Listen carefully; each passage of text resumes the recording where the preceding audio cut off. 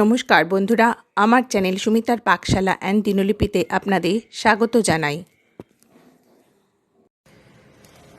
ভেটকির পাতুরি হবে। এই যে ভেটকির ফিলেগুলোকে খুব সুন্দর করে ধুয়ে পরিষ্কার করে রেখেছি। এই যে ভেটকির ফিলে একটু মোটা মোটা করে কেটে নিয়ে এসেছি। এই যে, আর এবার এর মধ্যে দিয়েছি সর্ষে বাটা, নারকেল বাটা, আর সর্ষের মধ্যে কাঁচা লঙ্কা আর নুন দিয়ে নিয়েছি। আর এর মধ্যে আরও কিছুটা পরিমাণে নুন আর হলুদ দিচ্ছি। আর এর মধ্যে দিয়ে নিচ্ছি সর্ষের তেল। বেশ খানিকটা পরিমাণে দিতে হবে সর্ষের তেল। আর এটা নিয়েছি কাসন্দ। কাসন্দ দিলে মানে এই যে সর্ষে বাটার যে ঝাঁঝটা সেটা খুব সুন্দর আসে। এইটা কিছুটা পরিমাণে কাসন্দ দিচ্ছি।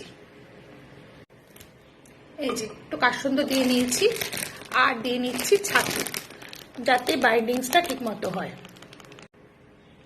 তাহলে এইবার সব উপকরণগুলো দিয়ে খুব সুন্দর করে মেখে রেখে দেব, মানে 1.5 থেকে 2 ঘন্টা বা 2 থেকে 3 ঘন্টা একটু ম্যারিনেট হতে দেব।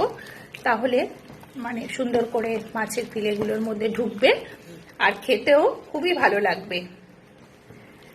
এই যে ভেটকির পাতুরি এইভাবে করলে একেবারে নিমন্ত্রণ বাড়ির মতো স্বাদ পাওয়া যায়। এই যে খুব সুন্দর করে মেখে রেখে দিলাম। এইবার এটাকে আমি ঢাকা দিয়ে রেখে দিচ্ছি 2 ঘন্টার মতো।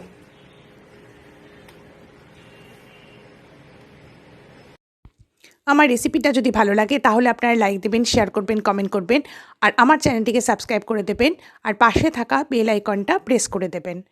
2 ঘন্টা এই মাছের ফিলেগুলোকে মেখে রেখেছি। তারপর এই কলাপাতার মধ্যে দিয়ে এই পাতুরির ওপর একটু মশলা দিয়ে দিচ্ছি, দিয়ে পাতুরি প্যাকেট তৈরি করে নিচ্ছি। আর এই কলাপাতাগুলোকে একটু গরম জলে ভাপ দিয়ে নিয়েছি, যাতে কলাপাতাগুলো মোড়বার সময় ফেটে না যায়।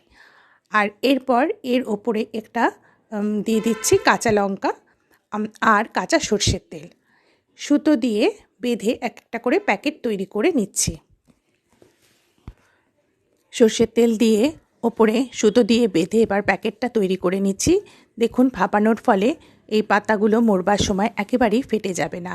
এইভাবেই আপনারা অনুষ্ঠান বাড়ির মতো বাড়িতে তৈরি করে নিতে পারেন ভেটকি পাতুরি। আর এই যে পাতুরি প্যাকেটগুলো সব তৈরি হয়ে গেছে। এইবার একটা বড় পাত্রের মধ্যে জল রেখে জলটা একেবারে ফুটিয়ে নেব। আর ছিদ্রযুক্ত পাত্র এই বড় পাত্রের মুখের উপর বসিয়ে দেবো। আর এই যে গরম জলে যখন ভাপ বেরিয়ে আসবে তখন এই প্যাকেটগুলো এর উপর ধীরে ধীরে সাজিয়ে দেব। এই প্যাকেটগুলো সাজিয়ে দিয়ে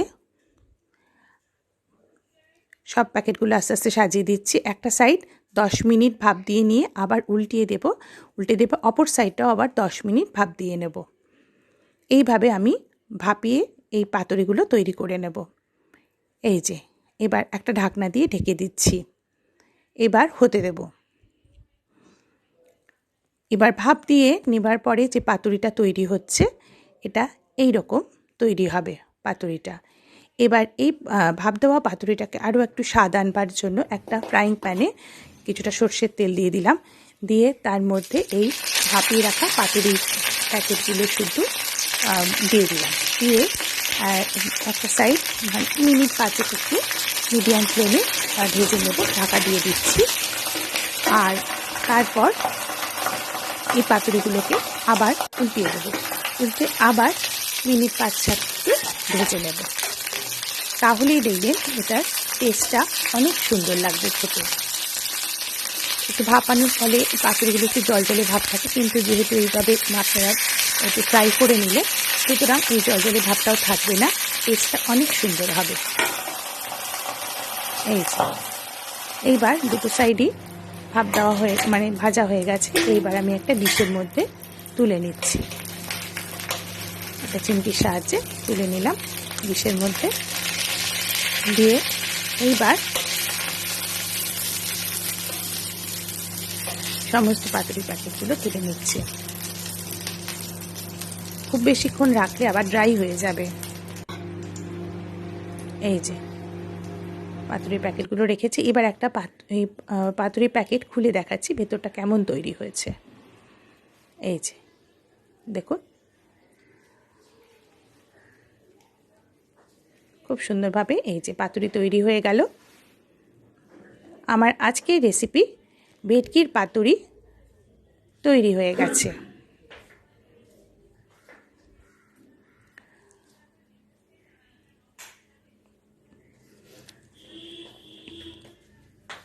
এতক্ষণ আমার সঙ্গে থাকবার জন্য আপনাদের ধন্যবাদ।